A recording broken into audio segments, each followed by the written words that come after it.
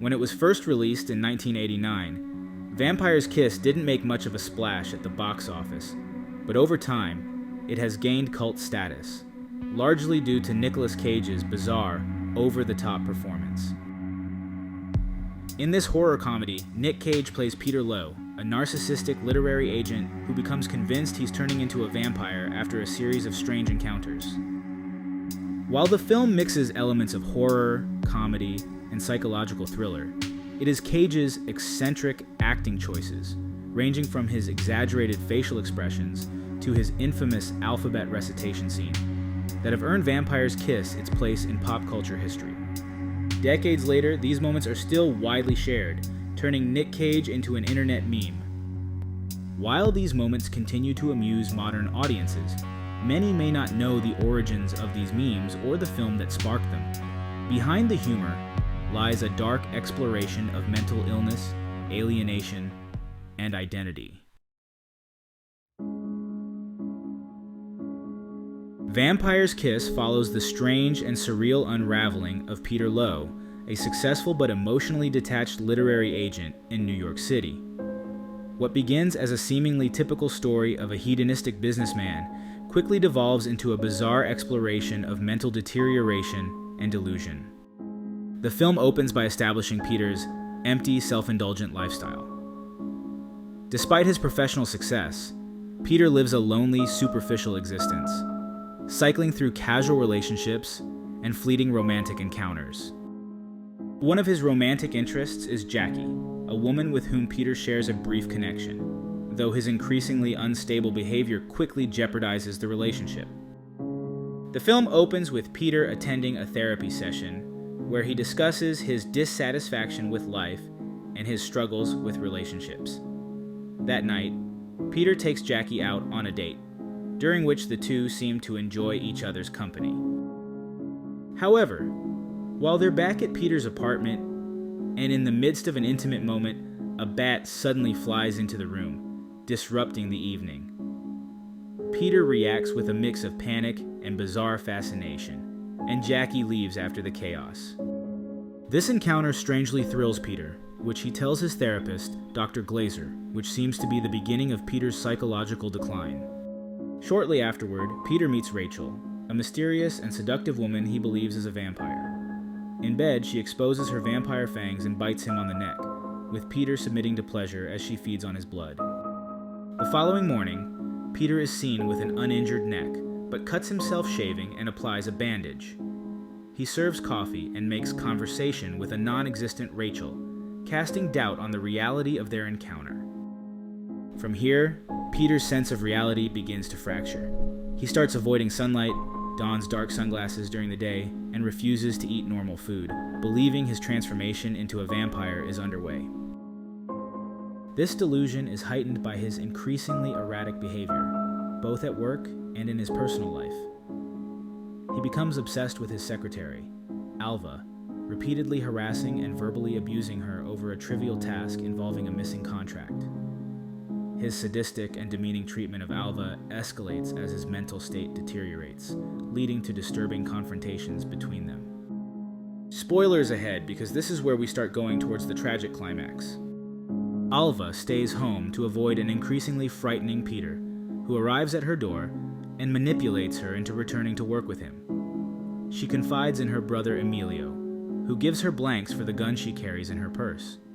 Peter fails to see his reflection in mirrors as his mental state deteriorates, and chases Alva through the building after hours. Begging her to shoot him, Peter forces himself on her while hallucinating she is Rachel. Overcome by despair, he fires the gun into his mouth, but assumes his transformation has saved him, not knowing they were just blanks.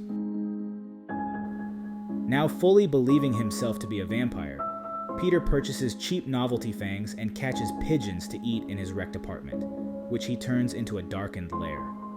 Sleeping under his upturned sofa as though it were a coffin, he emerges at night and goes to a club, wearing his plastic fangs and behaving like Count Orlok from the film Nosferatu. He tries to seduce a woman at the club with his creepy Dracula charm, before attacking her with his real teeth, leaving her unconscious and bloody. On the dance floor, Peter finds the real Rachel, who turns out to just be a normal girl that went out on a date with Peter once. He attempts to manhandle her into revealing her fangs, but is dragged out of the club. Wandering the streets covered in blood, Peter begs passers-by to end his suffering with a wooden stake, while newspaper headlines confirm that the woman he attacked in the club has died. A traumatized Alva tells Emilio about her assault, and they find Peter as he returns to his apartment. Emilio forces his way inside and confronts Peter, who offers up the shard of wood, and Emilio impales Peter before fleeing. A dying Peter envisions the vampire Rachel one last time as she tells him to dream of me.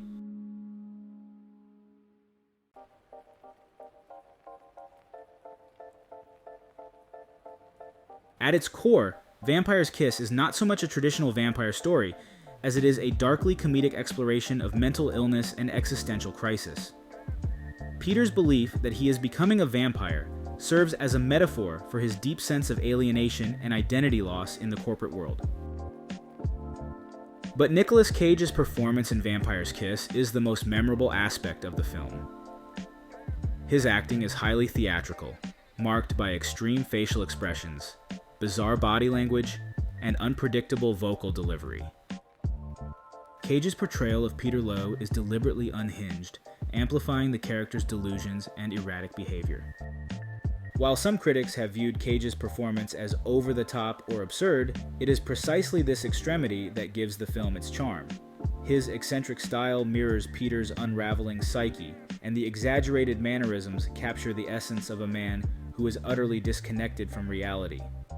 This performance, though divisive, has become iconic, contributing to the film's status as a cult classic and cementing Cage's reputation as a risk-taking actor unafraid of pushing the boundaries of cinematic performance. After rewatching Vampire's Kiss, I couldn't help but notice the similarities with the 2019 movie Joker, despite being made 3 decades apart and set in different narrative worlds.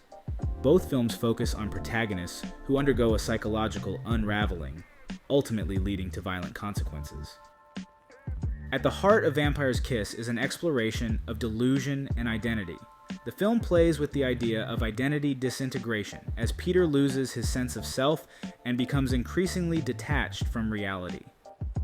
His transformation into a vampire represents his descent into madness, but also his desperate search for meaning and control in a life devoid of substance. Though polarizing, Vampire's Kiss has earned its place as a cult classic, with its themes and bizarre moments continuing to resonate and entertain new generations of viewers, particularly in the age of meme culture. Ultimately, it's a film that embraces its own madness, inviting audiences to do the same.